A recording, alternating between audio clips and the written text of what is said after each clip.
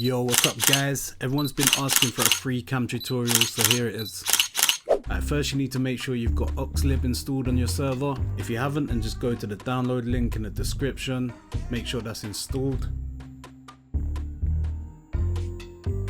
Next we're going to go over to DC's Tebex store. Again, the link's in the description. We're going to click on purchase. It's going to ask us to log in with FiveM, log in with Discord. Just go ahead, do that.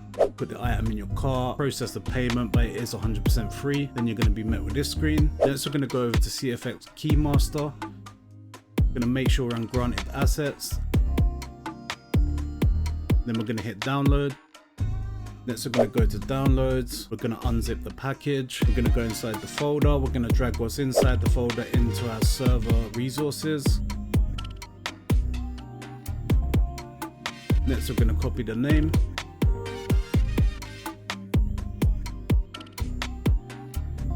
Then we're going to go to our server CFG. We're going to do ensure. And then we're going to add the name. We're going to save file. We're going to restart the server. And that's it. That's up and running. Now if we come into FiveM, all we're going to need to do is do /cam.